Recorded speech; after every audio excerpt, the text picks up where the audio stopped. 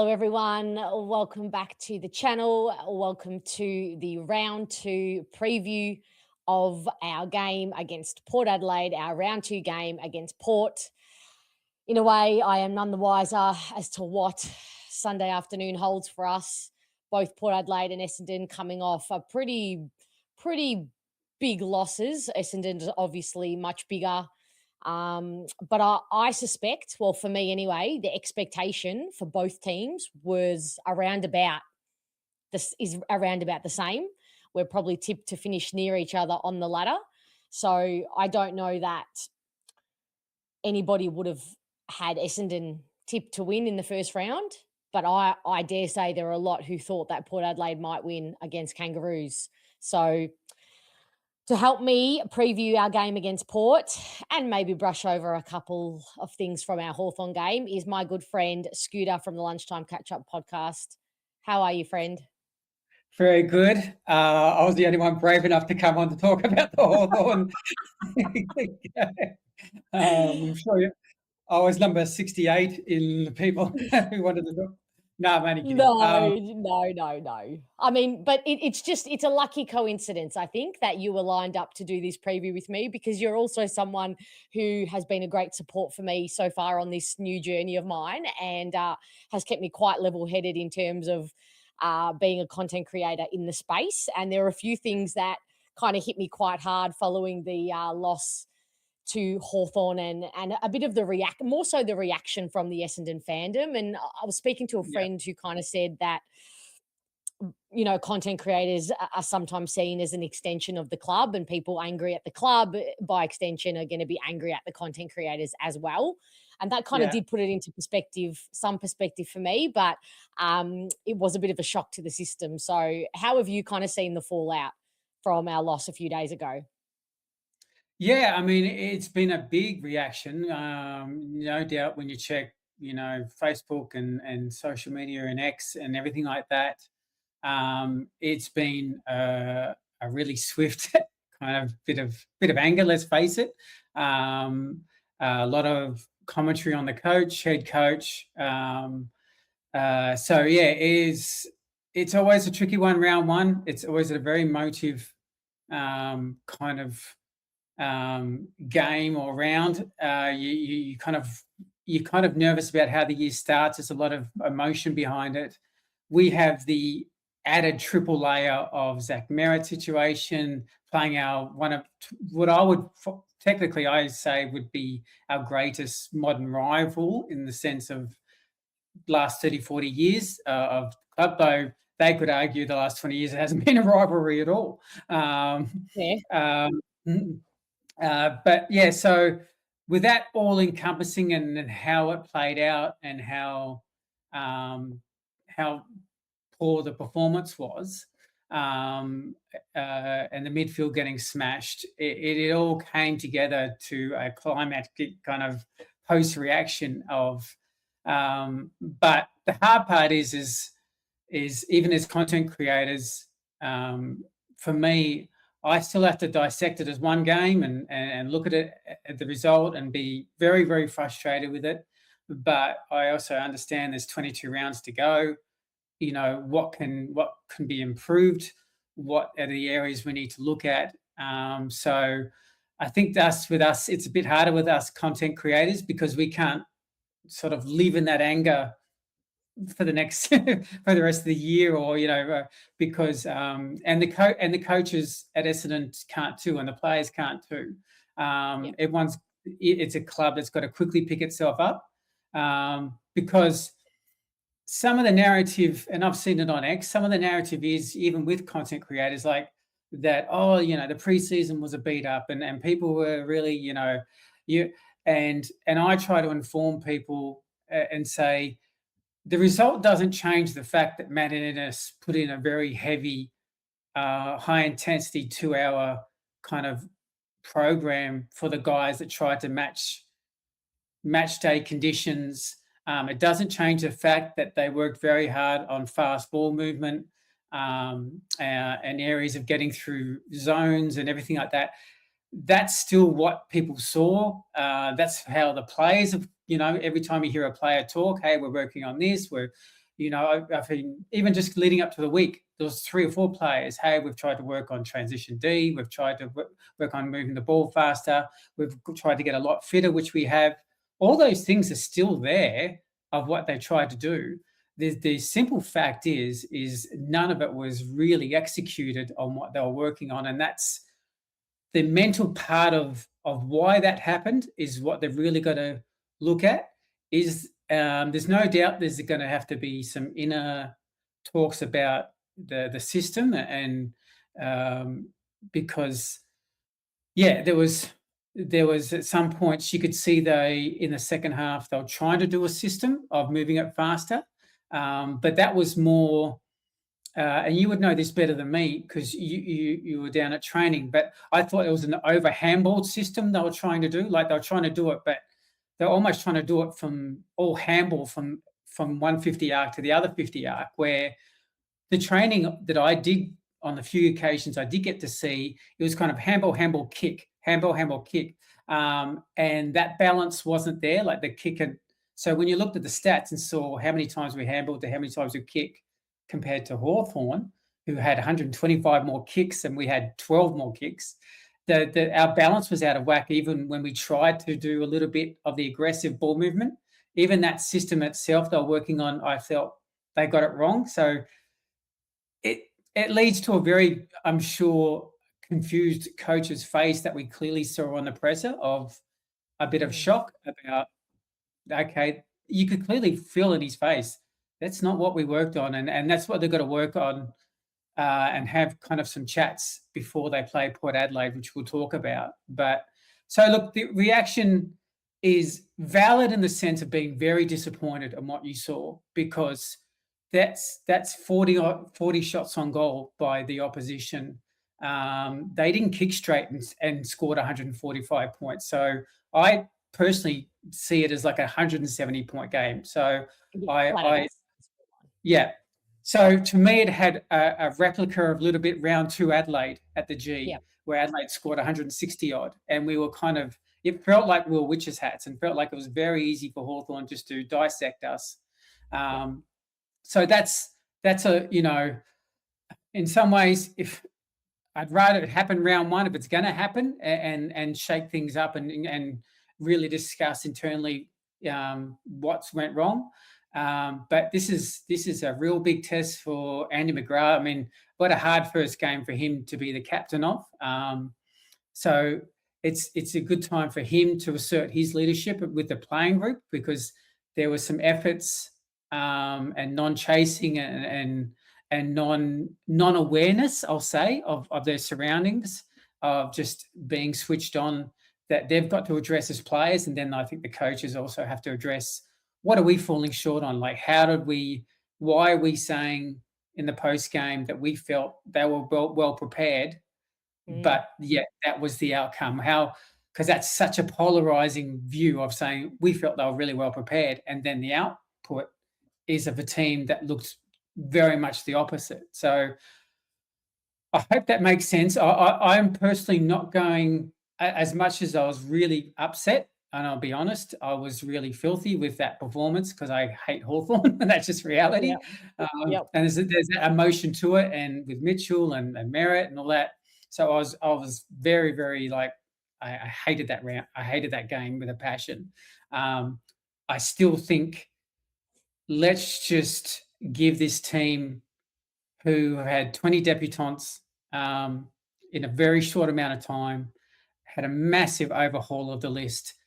Let's give this team some time to gel, connect, and let's make an assessment more around round 8 to 10 before we really throw out the whole, and we start talking about sacking coaches and everything like that. Because I still think there's a lot to develop, and there's a lot of connectivity that I understand why it's not there with the personnel and how many changes. We had 4 debutants just in this game alone.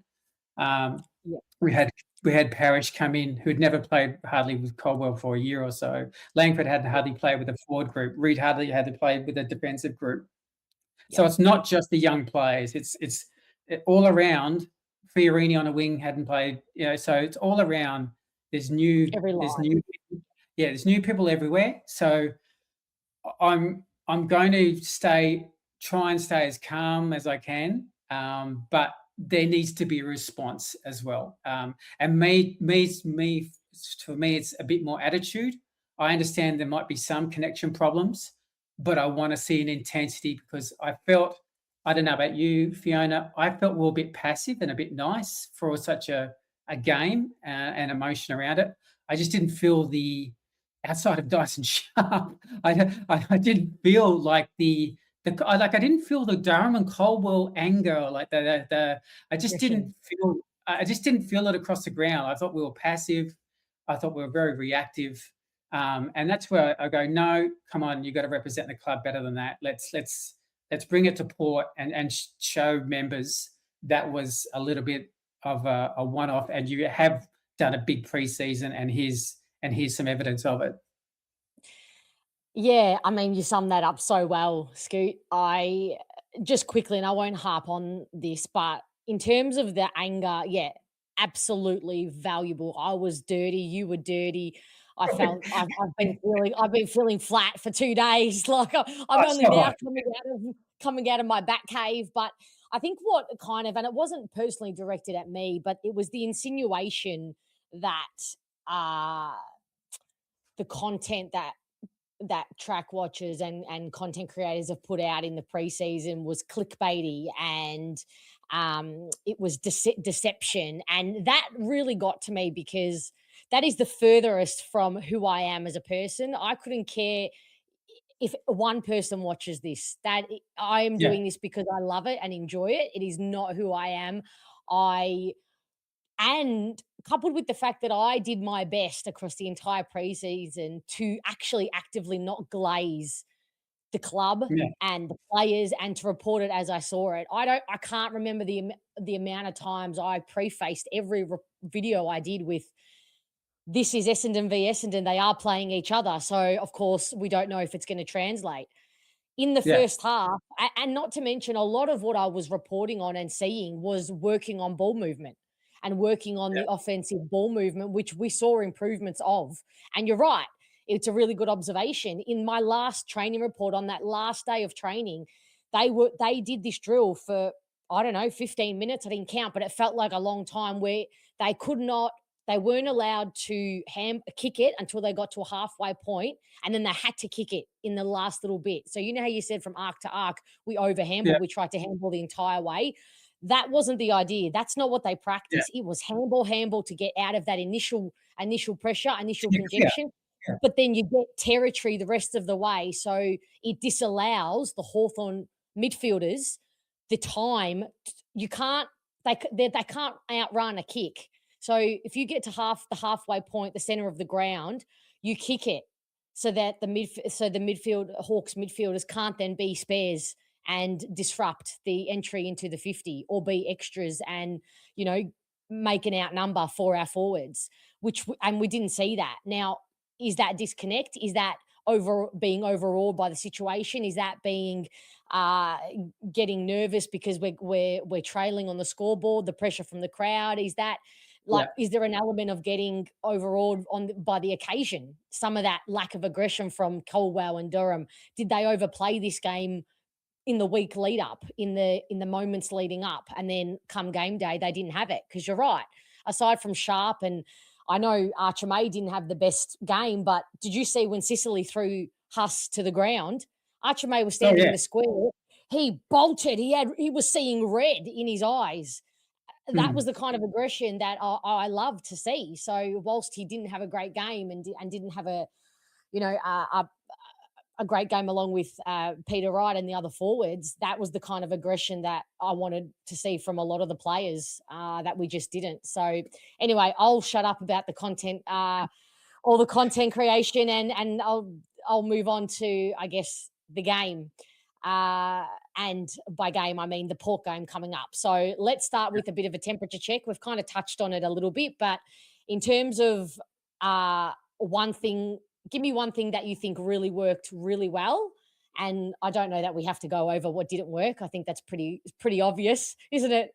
Two-way Yeah, running, lack of intent and effort, pressure from the midfielders. I don't know that. I'm still none the wiser of whether it's system disallowing our or not giving our midfielders the best chance to excel and to actually two-way run. Is that a thing? Mhm. Can a system be so bad that it doesn't give your midfielders the best chance to two-way run? Or does two-way run primarily depend on work rate?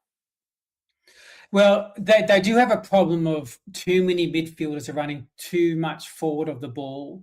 So if someone coughs it up, a lot of your midfield and wingers are actually on the offense side of the field, and then but Hawthorn are holding back. So suddenly, if there's a turnover, Hawthorn has this open space of Yeah. just out, and where our midfielders are then trailing behind because we didn't seem to have a good balance of who stays back and who goes forward, so to cover both scenarios. So we were too much running forward of the ball. So is that lack of communication between lines? Because in my head, if you can see that and I can see that, and we're just content creators, I Yeah. cannot fathom that a coach is instructing them to do that, or that's part of a system that's not that's being instructed. That's the part that what am I missing here? And that's the $1 million question, right? That's probably why you had a coach that looked a bit. I actually thought he looked a bit like shaken a bit post the It's game, bizarre press about what conference. he saw. I mean, Redmond even interview afterwards. You could tell he was like, we were crap. Like that. That Yeah, was. And credit to him. He said his own game was, and it's actually probably in the top four. yeah. But I'm glad he said it because he at least one of the leaders is taking ownership. But I mean, even not to, I know we're going to talk about the positive soon, but even just, when we're talking about the handball chain, right? So Yeah. what is happening is, I really felt for the forwards this game Me because too. Wright, Langford, Caddy, May, Alachkar, Dersma kind of forward setup, you could all argue none of them had any effect on the game. But the problem was when you do have that handball to arc, I'm watching Mm, Caddy Wright. He's doing multiple leads, working out yeah. when are you going to release this He's running kick. in circle. Yeah, they're Yeah, running in yeah, circle. yeah, I've got the lead. Take the kick now, like the options now, and then there's three more handballs. Yeah, He has to rerun a route, and this is with constant happening. The forwards just didn't know when to lead, and yeah. then so what had happens? They end up frozen in some ways, but then the And then opposite all in the happens. one spot. Yeah, then when we do have a stop play and we do go back for a kick, everyone's it feels like all the forwards are going for the one ball. So it's just a breakdown of the system that they've been working on, and that will be obviously a big key. I mean, it is timely that they've got a 9-day break, so they can have at least a fairly decent session to work on it. But they've really got to look at that, about because the ball movement going and the forward, the whole connection was just horrific. Yeah. And then yeah, so and yeah, obviously our turnovers, we've still got to use the ball better and think through the game better. That's just one thing that our club has just always had an issue with. So Isn't it, things have gone really bad when that's not even the most of my worries. yeah, Skills and yeah, turnovers, clangers, I was like, didn't really notice it all that much because the transition was so bad and the ball was flying out of our forward line so quickly, and flying up the other end unimpeded that yeah. I didn't even notice the skills, to be quite honest. So that's how you know you're not going great. Now, with that, look, in all seriousness, that midfield would want to have a conversation, on Monday, Yeah, go through some videotape because, we were all hoping the St Kilda game was an outlier, but this game, when you're playing, you could almost argue a bottom six midfield. I know it sounds funny when you say the Hawks, but with Will Day out and Warple gone, yeah. that the names aren't big names in there outside of Newcomb. So What that what do that was you meant to make be our of Yeah, sorry to interrupt, ask you that. What do you make of, because I think in theory it was pretty sound, but the bottom 5 or the bottom 8, I think, of time on grounds for the entire game were 5 of our midfielders, 4 of our midfielders in the Yeah, bottom 8 for time on ground. Now, the theory is sound in that if you're rotating, we've got extra mids, Roberts and Sharp are now in that rotation. So the theory is if you're rotating them more often through there, they've essentially got more run, more legs, more fitness to be able to two-way run and to be able to transition really well without tiring late. That theory is sound in my head. It clearly didn't work. Is it purely yeah, because when you're rotating so many through there, that's less cohesion and synergy that you're always switching up? yeah. It's a really interesting point because you feel like I understand. Yeah, you're running across the game better. You're going to be more fresh, but you're also saying Archie Roberts missed 1.5 quarters of the game. 40 percent of the game. Yeah. Yes.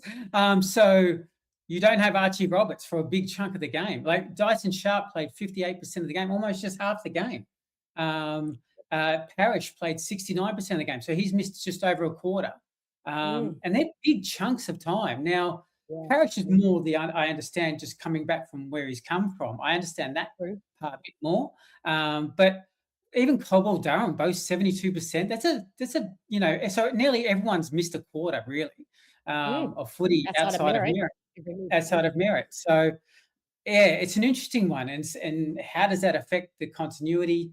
Because I mean, I was kind of criticizing. I was like, oh, gee, Parrish and Cobble both got one disposal each in the third quarter, but then I noticed, okay, watching the game a bit, oh, Parrish actually sat on the bench a long time. So it's yeah, we just didn't get. Yeah, I wonder how they're going to address that.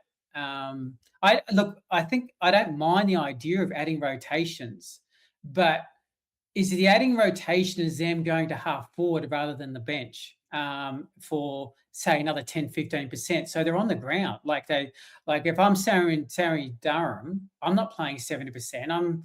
I'm playing a bit more half forward, and so I can be a bit more of a danger in that rotation to me than on the bench. I don't want him Yeah. out of the game. I want him Yeah. in the game. So that just to me is just one area I found interesting. But So I guess that uh, that explains, it does explain that they really were trying to get aerial ascendancy in the forward line, because yeah, for example, if you took Archer May off or Langford off and replaced them with the Durham, or you rested Durham there or rested Caldwell down there or Parrish, I guess that's less aerial attempt or ability that you actually have. And if we were just considering we were just bombing it in there, um, yeah, I mean, it does in afterwards, like, you can see that would have yeah, been a better idea, but in the moment, you can almost identify the theory, it didn't work, yeah. but you can kinda see. The irony is, I guess, is that when you look at the stats after the game, and it's hindsight, is that a lot of their scores came from the Hawks halfback, and because you've Yeah, gone in tall, that's that's right. that's the so when people saw May coming to side, that was the pause on May, not because of him Yeah, personally. It yeah, was more like a balanced pause. It was like yeah, oh, we've got a hard rebounding side. How is that going to play out?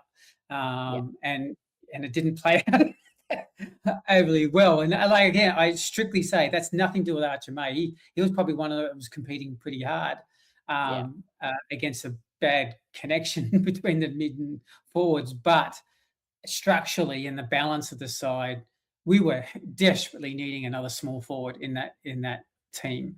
yeah. And maybe we'll talk about towards the end. The VFL result We tells you will, there yeah. may be an option. So So, all right, onto that. Let's go to one of the positive, or something we can take from the game that is definitely going to hold us in good stead moving forward, and particularly for this Port game. yeah, What can look, you? it's two positives that came out of it. One is three debutants all kicked a goal at least. And even Max Kondianis I actually thought 15 disposals didn't look overly out of place. No, not at all. Yeah, will be better for the game. That's out of the way. Sharpie's 2 goals, best celebration of the night, and like Fiorini kicked a goal. He knows he can play better than that, Yep, and so I would expect it to be a better game from here on. yep. But and look, so I'm glad they got into the game. LHK kicked a goal. I'm glad that's kind of, yeah, it is important that's out of the way. Like LHK even just getting a goal may have been an easy end up lucky goal, but it's just he's on the Well, board. He can can relax thank and Archer May Archer May for it. Did a yeah, nice little exactly. spoil. Yeah, good point. And look, probably the other positive really was our fullback, Ben Oh, McKay. Um, so I hope, yeah, Scoot, I hope that gives him 3,000 years worth of confidence. That I yeah. cannot. I if there's anything that's kind of helped me emotionally switch off from some of the irrationality of fans is seeing some fans still giving him a hard time. Because if anybody can see that he was our best on ground by a mile, anybody, he was Oh, aggressive in his positioning, which helped him read the ball and the play terrifically. He took 10 intercept possessions. What was it, 8 or 6 of those marks? So 6 in the air. I don't think he could have played any better given how fast the ball and how much pressure we were putting on our back line. So yeah, that's absolutely a positive. And he comes up against a different opponent this week. What about the ball movement? Do you think some of the ball movement we saw in the kind of 1.5 quarters at the beginning is going to hold us in good stead, or do you think there is a limit to that way playing that way moving forward? yeah. Look, there was some. It was kind of like it was almost a hard one. It's like almost you have to assess almost each player. You would have one play and go, "Well, that's it." There's one play on the wing really early in the game. Parrish, really good vision, looked inside, looked at the top of the 50, saw a guy, hit a 45-meter pass. Yeah, So there's good moments where we lowered the eyes, we're composed, and then the other moment kind of happened. So you just generate more better composed structural kind of ball movement between the two lines. That's what you hope.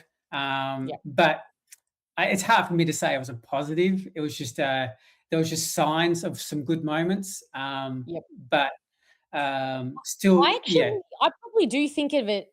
I probably did see it as a bit of a positive. I don't know. Maybe I'm just holding on to any kind of win I can find here, I but know.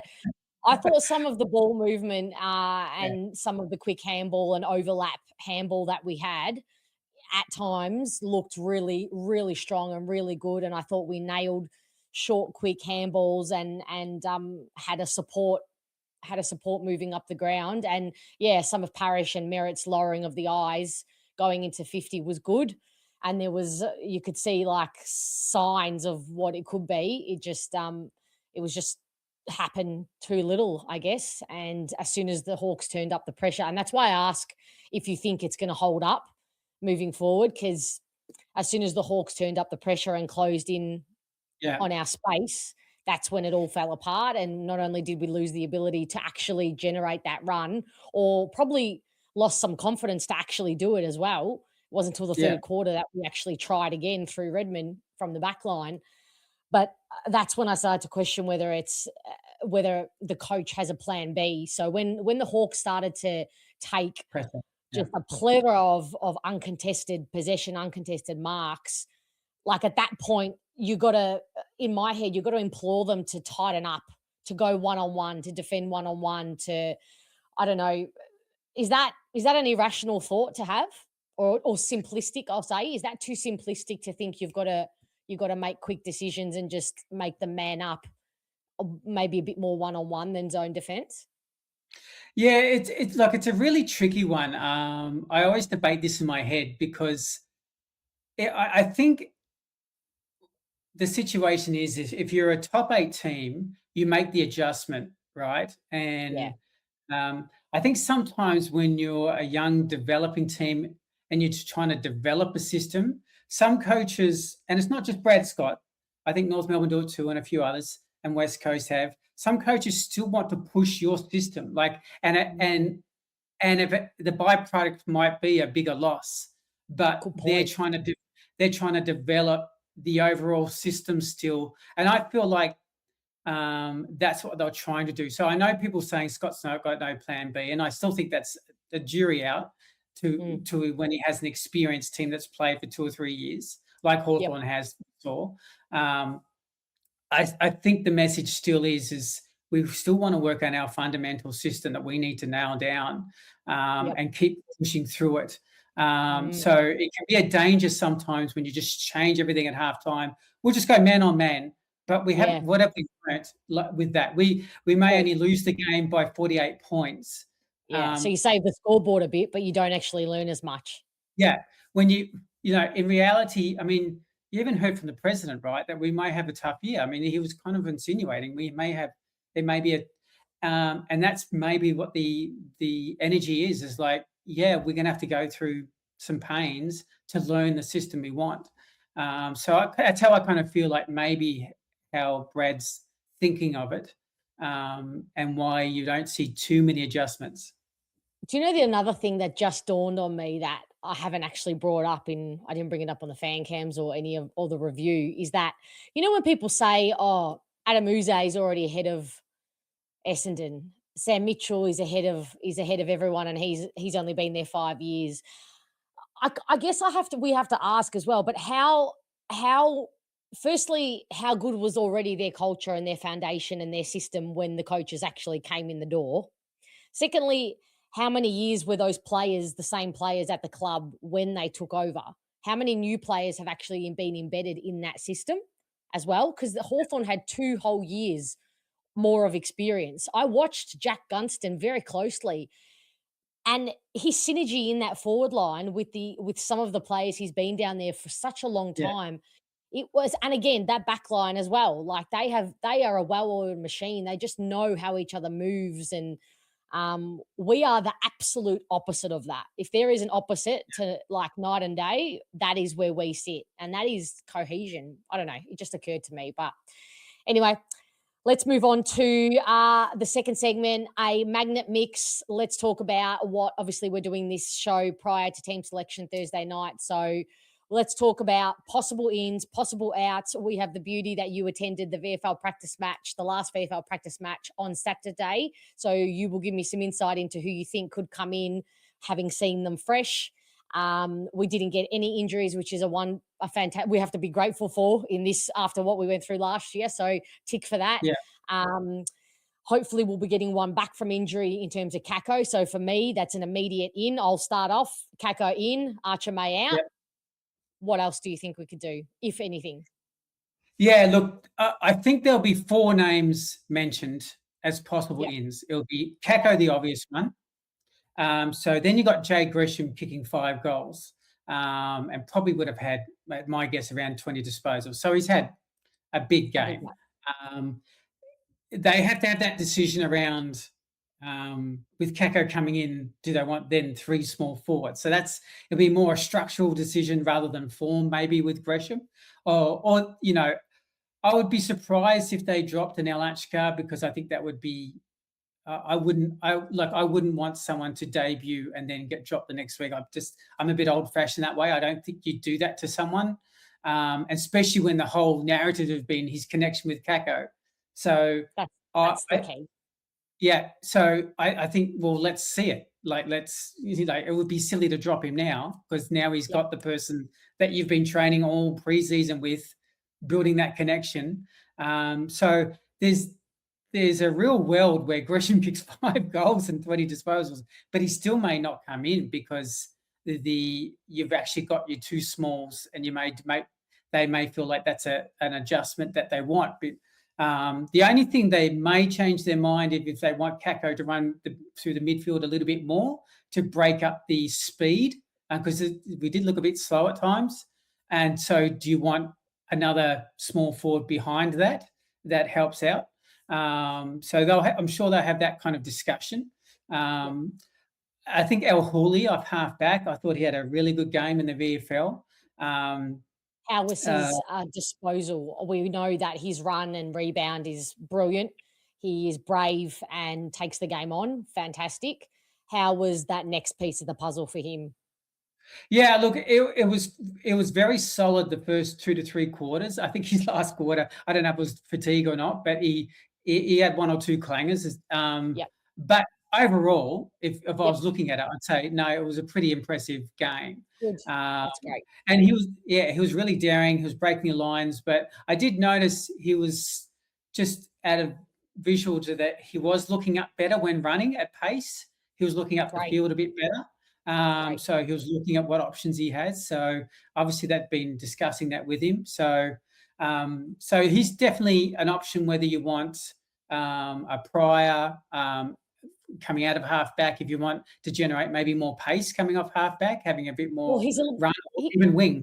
Yeah, he's a little bit more versatile for me. If we are than Pryor. Pryor, they want versatility through the wing, so they've trialled Pryor on there, but Al Hooley can do just exactly the same, play half back. The one thing he has done at training in the off season, uh, really well. I was just about to say, don't call me a liar if he doesn't go and do this and comes in and doesn't take 55 intercept marks, but he has been intercepting exceptionally well at training. yeah, So he can play that half back role and he can go yeah, on the ring and add speed. Prior to me can sort of play the half back role, but when he goes onto the wing, he's inconsequential for mine and he slows yeah. us down and he slows the ball movement down. So if I'm asked to pick between a player who can be quite proficient in both areas versus one player who might be a bit better in one area but really not great in another, I am all for bringing in our Hooley for Pryor.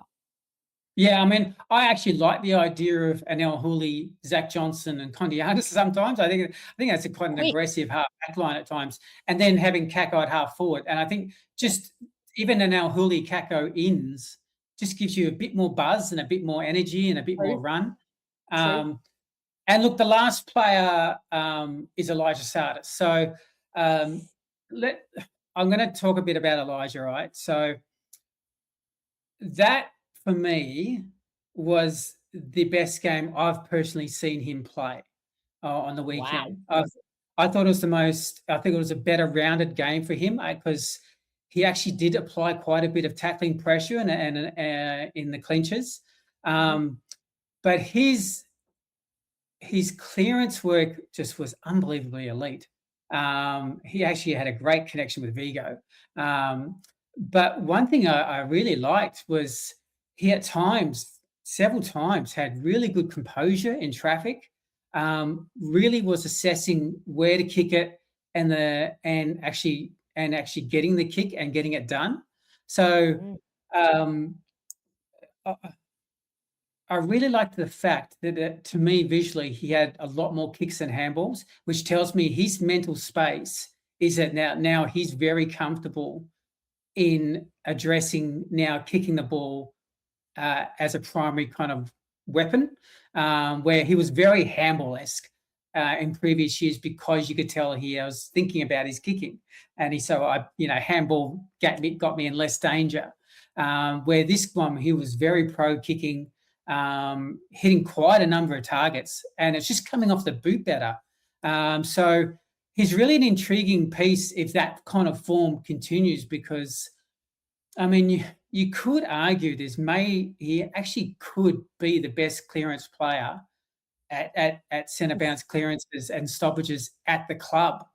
that's a big call. So yeah, well, it's just so elite. Like it was just, and I've seen it time and time again. The reason why I haven't always brought him in because I felt like his fitness level to run two ways it just hasn't been there, Yeah, and matching it with the disposal, it was too much of a um, maybe a liability.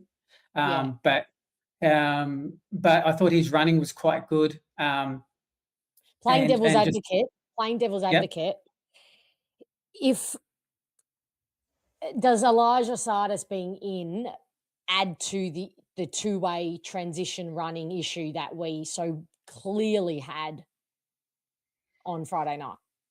Yeah, I mean that's that's the very hard question. I mean, it's Um, a sarcastic person would argue, say no, because the person he's maybe replacing has the same issue. But True. uh, So who would he so replace then?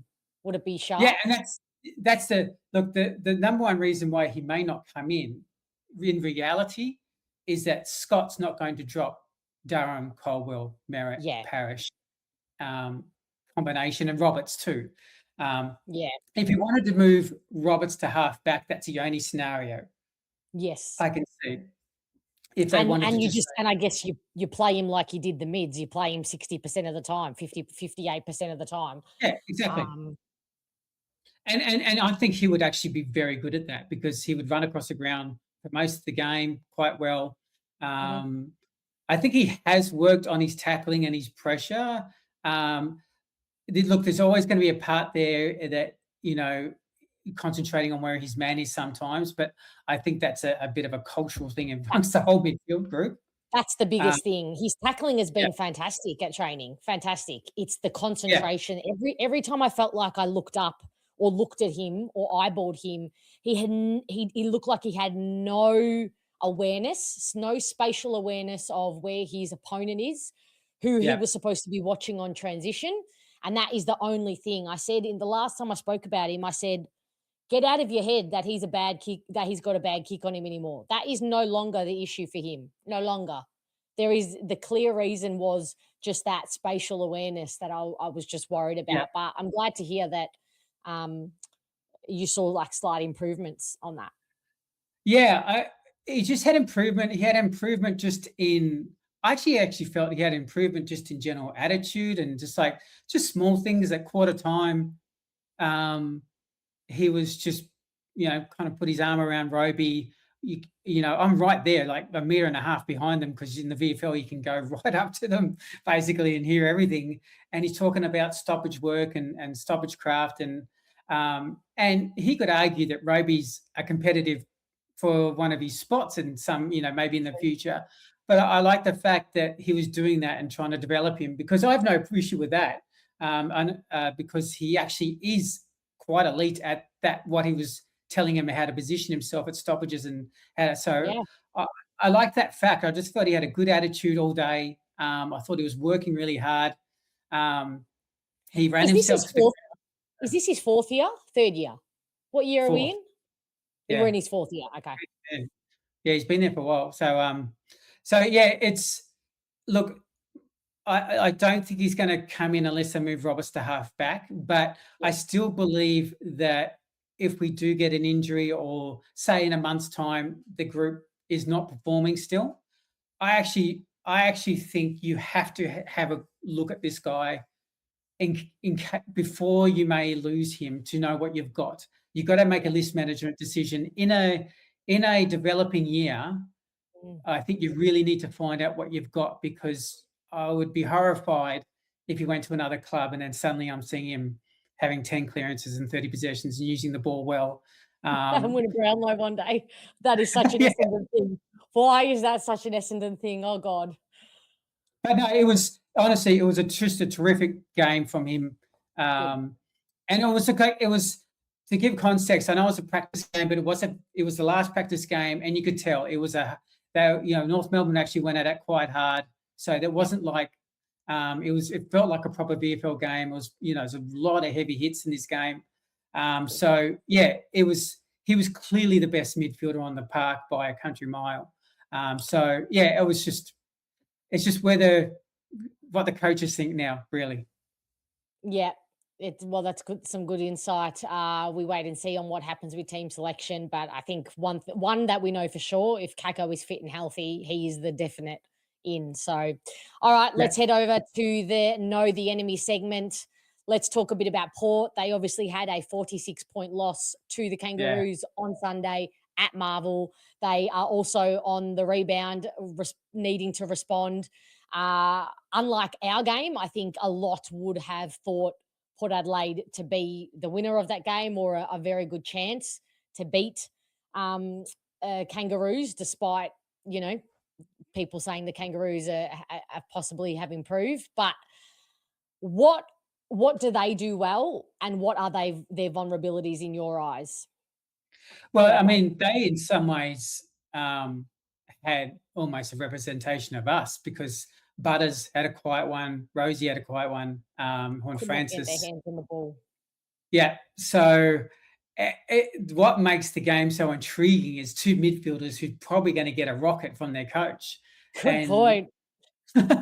um, because there's no way Port's midfield should have got smashed like that. It's just you No, can't have those games. Um, so yeah, they've done an us on this. So it's very, very now. Port have a history of being eccentric and up and down form. So they're the classic team that on brand could play like they're the grand final team next week at home in front of their home fans. So we have to be wary of that because they're going to get a rocket. We're going to have to be prepared for that. and they've got a new We have, coach, so yeah, we have 2 more days as far as build up and being able to recover. So we've got to run hard. So yeah, it's two teams that perform poorly, but both teams will not want to be Norton too. Look, Port's not. I mean, Port's strength should be the midfield. If you talked about Port, it should be the midfield. Um, so that's what we're going to have to be look at. There's obviously some strong Butters and Horn Francis, obviously very physical, normally passionate physical players. yep, But we would say the same about Darren Colwell. That was probably surprised us a little bit. true. We had that kind of set up as well. So you've got to shut down their midfield. We've got to start the first quarter on song. We cannot get the crowd them up 4 goals early. Mm, Get the crowd. They are a hype team that can go on energy. They can be mentally susceptible to groans and complaints from their crowd and actually mentally break down yep, historically. So if you can mm, get them in the first quarter, make them worry. Oh, oh crap, we could be Norton too. The crowd's getting a bit restless here. Let them feed on that energy. Start the game really hot if we're yep. us. So yeah, so it's.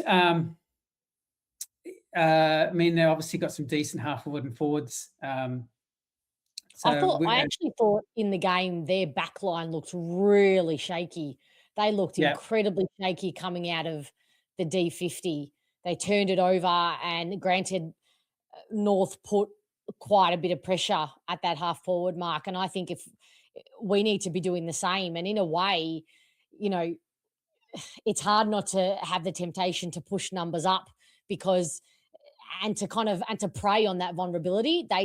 Maybe it was an outlier, I don't know, but even the likes of Alir, who uh, is really good in the air, even he looked really shaky to me.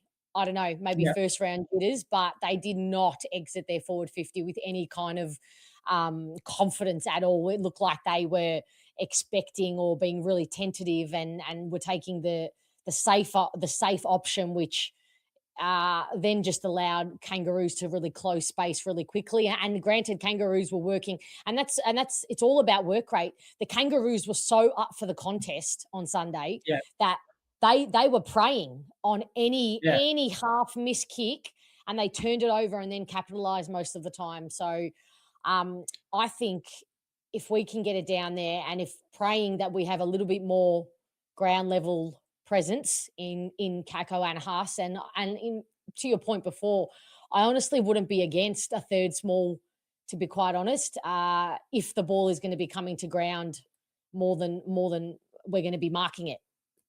yeah, and uh, look, I missed the end of the game, but the AFL app has Todd Marshall as had to leave He out, like did. possibly injured. He did an Um, ankle, yeah. He got caught under an opponent, so he'd be a to look test. at. Okay, okay, because that's Definitely look interesting. like, yeah, definitely look like he wouldn't like at least a week to me. Yeah, that's the interesting one because that has a flow-on effect if they're down at all, and and the kind of Georgiades is kind of their main marking target, Well, and they go Marshall was and they go. playing in the back. Marshall's playing back. Oh, sorry, was he? Okay, okay, sorry, Yeah, okay. yeah. Uh, So they're kind of gone with Ollie Lord as their other forward. So okay, Georgiades okay. and Ollie Lord, and then they've got the mediums around them. So and Ollie Lord being the one who's helping with the ruck. He's also taking the ruck hit outs. Actually, that leads me to the ruck contest. It was weird. Visentini won the hitouts. He absolutely killed him in the hitouts, but around the ground, Sherry just annihilated him. He Yeah, is such a good ruckman for his size in terms of getting around the ground. We talk about the agility of a Lockie Blackiston and a Blick Sarves and a De Koning and their ability to be an extra midfielder. By rights, Tristan Sherry shouldn't be that. He's a big hulking ruckman, but he was yeah. incredible around the ground. He led the entire ground, both teams for tackles. He had a complete game. So it's going to be an interesting battle. Yeah, I mean, Vicentini's doubled basically. He's doubled his hit out, right? But he's He only had did. six. He's only had six Yeah. disposals for the whole game, so he's ruck and that's it. Yep. And that's where Lockie can really damage because Lockie has a potential to have a 15, 20 disposal game. So if Blackiston can get on his bike and get around the ground and be more mobile, then Mm. that sounds to me like Visentini. I mean, in some ways, his brother's working on the same thing. Um, Exactly. he's a Absolutely, very he is. yeah, he gets his hand on the ball, but around the ground, he's trying to work on getting more into the game. So, Yeah. yeah, it's a good opportunity for Blackiston to maybe hurt and be an extra midfielder for us almost. It's an area that we can maybe get a bit of strength from. So, who would you think Georgiades would go to as far as our defence? It's a tough one. Redmond, My The first Mackay. thing that came to my head was Reed, but I, I don't like. I'm going to pretend that round one didn't happen for Zach Reed. I'm Yeah, just going to pretend that I didn't see what I saw because he's the kind of guy who probably needed that round one game, who probably had the demon on the shoulder the whole game saying, yeah, telling him all this kind of garbage. So my first instinct was, yeah, Zach Reed. yeah. You're probably not far wrong. I'm trying to work out. I'm trying to work out. Georgiades is so strong. I'm just trying to work out the strength battle. But Yeah. it's he's I a just he's a, don't know. well, the reason why he is a gun is because he is a hard matchup because he leaps so high. He's But strong. he's He's quick. strong Yeah, aerially, so strong, like his yeah. forearms and his arms, and he's so good overhead. Yeah, that's a hard one. I think Ollie Lord, I think Ben Mackay goes to Ollie Lord. But yeah, maybe no. How much height is Redmond giving away to Mitch Georgiades? Mitch Georgiades Probably. is 192 centimeters, but my God, he plays much taller. That Yeah, is yeah, deceiving. So maybe yeah. It's Redmond is a good matchup. it's like Caddy's similar height, right? But you Yeah. need a tall guy on him. Or you're not gonna or he's gonna outmark you. So very, Yeah. very I mean, I really like Mitch. I think he's actually a bit of a gun. So Oh, completely. kicked 3 goals obviously against North. So he's done what he could. But yeah, so yeah, it'd be very interesting who they look at that because he's Mm, probably going to be a key to their game. And I always wondered how Port were going to score because I never felt like their two ends were overly that great with no, the defence. So they rely so much on midfielders, and obviously when Butterson gets up, kicks a couple of goals, and Rosie and Horn Francis, that's when they're at their best. yeah, But if you could shut down the scoring power of their mids, yeah. they can be found wanted. And But Jason Horne-Francis obviously rests forward quite a bit as well and is so yeah, proficient and dangerous there. So that is a worry. Like, who's a good matchup for him when he's down there? That scares the shit out of me. yeah. Look, you probably would adjust Redmond maybe on him. Yeah, That would probably be my. I think you'd make that adjustment agree. um, and just see how you go. Um, Yep.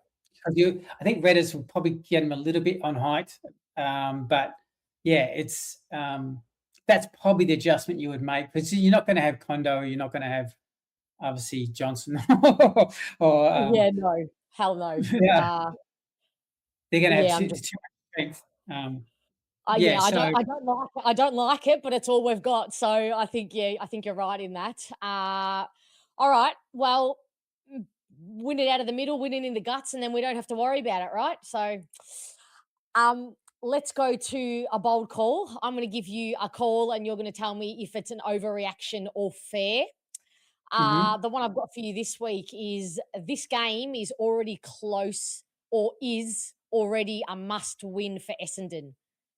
How are those words coming out of my mouth at round two? I can't.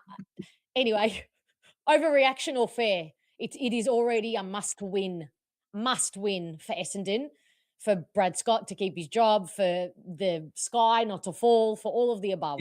yeah. Um, oh, fans are gonna disagree with me on this one, but I think I'm more edging on the overreaction. Okay. I wanna see how we play, because I think they're 2 very even teams, but we're playing away. So Mm, I think you have to have a bit of reality. A lot of people picked Port above us in their ladders. We're playing in South definitely. Australia, where we haven't won against Port for feels like ages. So it would be an upset win. So I Yep. can't say we should just rock up and win. So I think I would want to know how we play. Are we really competitive? Are we seeing signs of a better system? Are there the zoning? Are there different areas that are improving? That's what I'll mainly be looking at. Um, if you ask me, and we lost badly against Port, and we're coming up to North Melbourne in round three, I may have a slightly more nervous think about Okay. it. Um, but yeah, but no, I'm not in round two. Okay. Not an interstate away game. Okay. So I'm still gonna like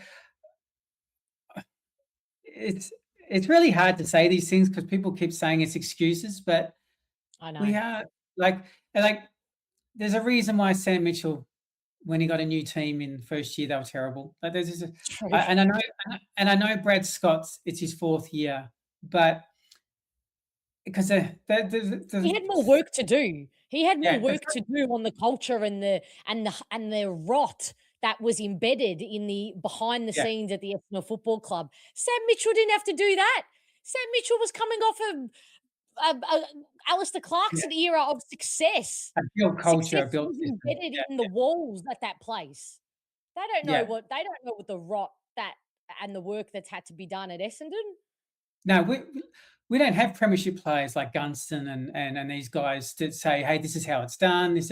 We're coming from a long way back, and it's just it's just reality that we are very inexperienced. Like eh, when it's not an excuse. It's just a reality that 10 players against Hawthorn have played 27 games or less.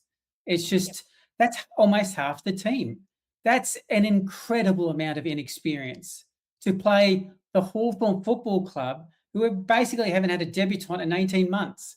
It's just the same Yep. group for 3 years. They all know Yep. each other.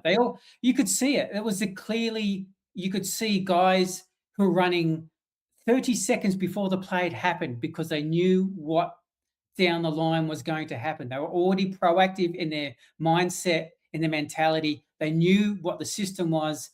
We aren't there yet. And with a coach and a club like ours, it's not a case of Scott's being here 4 years and how the players not know it. They don't know it because 30 of those players are now gone. Um, So he's true. he's reteaching. Like the guys, half the when I say 10 guys have played 27 or less, he's reteaching a whole new group. It's it's not like an embedded system that, oh, these guys haven't learned anything after 4 years. Most of those guys are gone. Yeah, so true. That's what's happened over 4 years is the recognition of that guy of a whole lot of guys aren't going to take the club forward. So we're trying to teach a whole new group from scratch. We are at ground zero. I think people have to. That's what I am at. We are ground zero. I think we've got a lot of talent, and I think the nervous part to me still, and the question remains, is can Scott develop and the coaching group as a whole, Cameron and everyone, all under scrutiny, can they Mm, develop and put in that system? And I think we all have a bit of we're not sure yet. We haven't seen it of evidence. So I'm fully acknowledging that. But also to the point is it's it's such a new group. that I've seen too many, I'm an old man. I've seen too many teams in this situation have these years early on, because with the new rules in, this is a brutal competition if you're inexperienced with these new rules. It is brutal. If you're playing a top 4 team, GWS played the I was Dogs. just about to say that Yeah, the glazing that was happening of GWS is the other team that I want to talk about. They lost by 81 points. Now, granted, playing the Dogs, high. I have high raps on the Dogs, one of my favorite teams to watch yeah, outside of it Geelong. Granted, but the glazing that was done of GWS last week after their win over Hawthorn, Jake Stringer was Wayne Carey. Jaden Laverty was Stephen Kernahan. They were playing for the coach. You can tell these players play for the coach. Is the narrative now that they don't play for the coach anymore in a week's difference? Because they yeah, played Bulldogs, who are very good, but we played Hawthorn, who are very good. So yeah, I don't understand. Like, I'm getting whiplash here. I am getting yeah. whiplash, and ultimately, I don't know if Brad Scott can coach. I don't know if the system is good because, I mean, and I know there's a lot of opinions floating around out there from people in the media, from AFL content creators, influencers, from fans, but ultimately, nobody knows. Nobody knows what pieces of the puzzle affect what pieces. We're just all impatient. We're impatient as a supporter base, and that is fair, and that is that's it. absolutely that anger and that impatience is real, and it is fair. But to place blame and to be, I guess, to be saying it's one thing or another with such certainty, I just think is a bit misplaced myself. Yeah, you've got to have connectivity of a group who's had a whole lot of continuity as a group together to achieve what we're seeing from the top teams. Now, considering the premiership team, right? They obviously have a brutal game last week. They lose 3 guys to suspension, 2 guys to injuries. Then they're bringing in Sam Draper this week. They lose to Sydney, right? Have a listen to the quote Chris Fagan says after the game, and I'm going to read it for you. He says, "When you have a lot of changes, you lose that connection you've built. It takes a bit of time to come together, but it'll come." That's the premiership team saying, even my system breaks down when With I five have players. when I have 6 or so changes. And it's why we saw Collingwood last year. Was it last year? Yeah. Basically, just it was last year, right? They didn't make the finals. Is that right? No, they made finals last year. I think it was the year before The year that before. or Oh, something. yeah. Yeah, When maybe. they had their injuries, Yeah. and they missed out. Mm. They lost the whole connectivity of the group. They had to bring new guys in, but we're at to the extreme level of that. Yeah. I mean, we had just 4 debutants this game. That's 19 debutants in the last 24 rounds. That is a ridiculous stat for any team to cope with. Yeah. To It's true. say you should have in round 1 instant connectivity just because you had a preseason together. It doesn't work like that in the Well, harsh if you look AFL. You need well, if 3 you look preseasons, 3 years. yeah, well, if you look, St Kilda also lost to Melbourne on Sunday.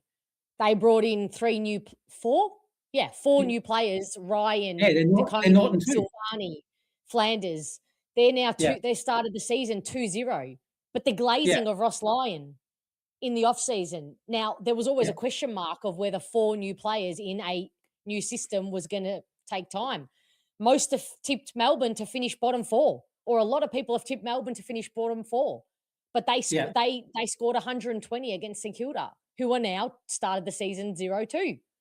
So, I think perspective is a great thing, and, Yeah, it doesn't ex it reality doesn't ex doesn't excuse some of the No, efforts and some of the things we no, saw. So, no.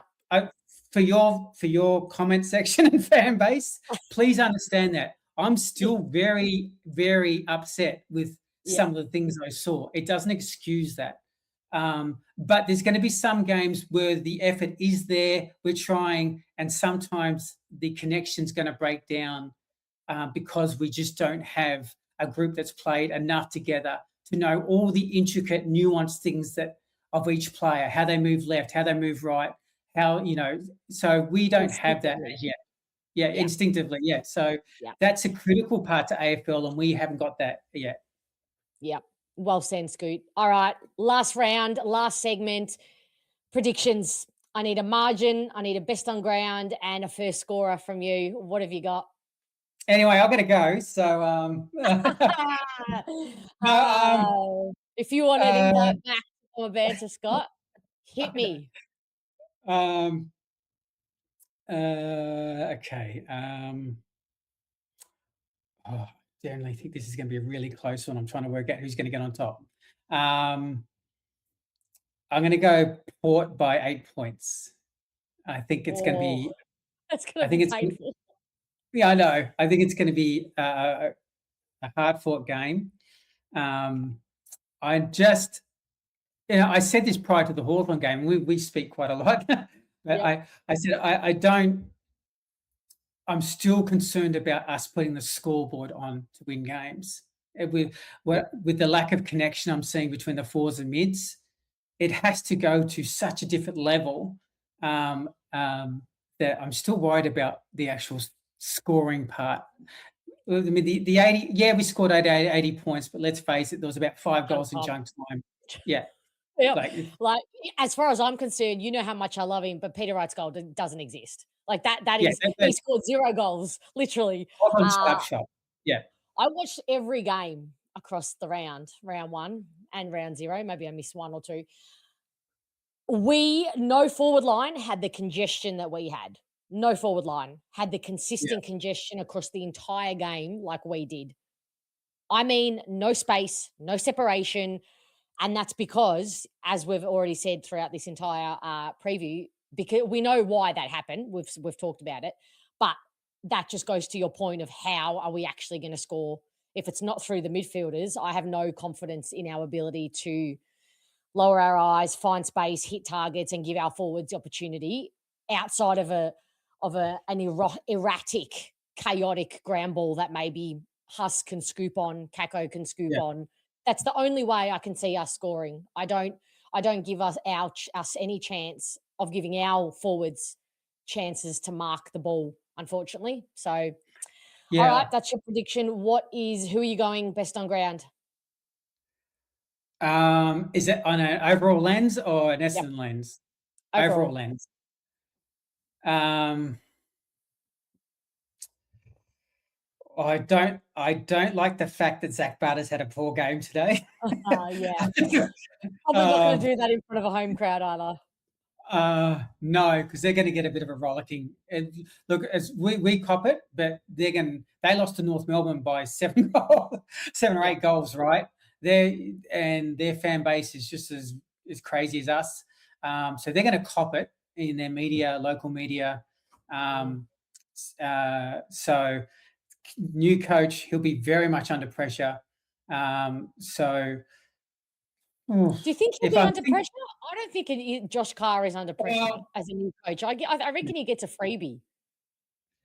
yeah, I mean, do you reckon he's under pressure for the fact that Butters is considering leaving? Just the fact that, like, what happens if they lose the first five? Because he's gone. Like, if they do, I think it's um, unfair. I think it's maybe he's unfair gone that he's already. put Maybe under he's the gone like already. Yeah. I think it's unfair that it's up to him now to keep Butters. And No.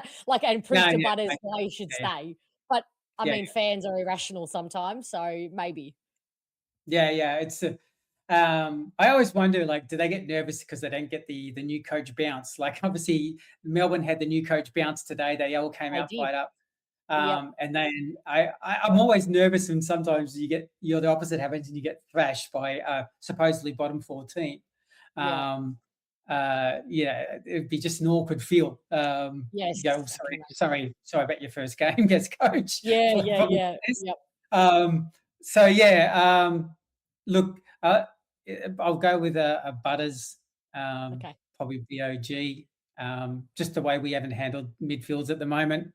Yep. Um, I think so that's a you've got to. fair.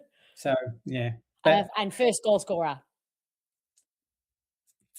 First goal scorer, I'm going to go with something for us just to cheer me up. I'll go.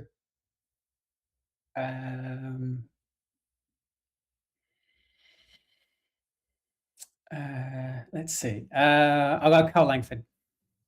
Okay. Yeah, he was very disappointing. Not be, and I'm taking off the forwards didn't get any good opportunity, and no forward is going to excel in our forward line on Friday night from Friday night. Taking that Yeah. hat off. Outside of that, just a few contests. I thought sometimes he played for the free a bit more than he should, and that probably doing that because he wanted to get in the game, maybe. But he would want to lift, I think, as a Yeah, leader. I think there's a fair blanket over a few guys that are 26 and over on Yep. that game that you would go, hey, we need you to lift. We need you to be better than that. So lead this Yep. club. Well, Scott, that was very thorough. I absolutely loved it. I'm not surprised because we always have very thorough, very interesting chats together, and throwing who knows what's right, what's wrong. But the beauty is that it's just open chat, and I'm so curious to see where fans sit as of today, being the Tuesday before a Sunday game. Let us know in the comment section. Um, Thank you, Scott, for joining me on this week's preview show. I will see you a few more times for a few more contributions throughout this year, definitely. But thank you for giving me your time. My pleasure. Can I add one more small thing? Because Yeah, I reckon absolutely. you're going to get it in your comments section, and then everyone's going to tell me off and tell us off. Because I did a VFL coverage and I didn't mention Sullivan Roby, and everyone's probably going to go, "You didn't mention Sullivan Roby." So very You quickly, what? and for me, that's unforgivable. So I'm shocked. I'm putting myself in a 1 week Bomber Banter suspension. Oh, okay. All right, but why do I have to suffer? Because no, it's fair. I'm utterly shocked that it's still raking its way to my brain. Did you just like? Did he I just know. overawe you so much that you forgot to mention him? I did a What? VFL report, and Sullivan Roby played, and I didn't mention anything. That was the So main motivation for going. that was my reason.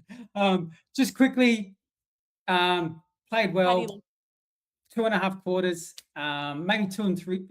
Actually, just under 3 quarters. He played, blowing a few cobwebs out the first half, no doubt.